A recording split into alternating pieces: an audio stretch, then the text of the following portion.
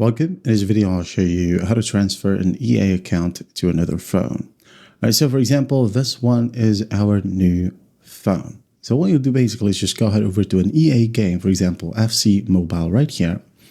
Open it up, and then once it loads, when it prompts you to log in with an EA account, all you gotta do basically is just log into the same exact EA account. All right, you don't need to do anything flashy or geeky, okay? So again, just basically select EA account right here, and then once done, sign in, and after that, your progress will be linked, okay? You can also play the game to the other phone.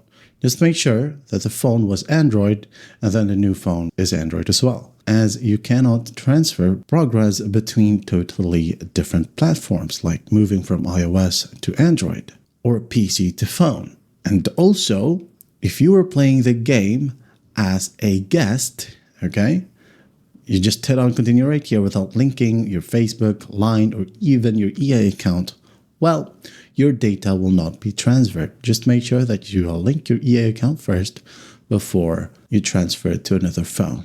All right, that is how you transfer an EA account to another phone. I hope this video helps, and I'll see you in the next one.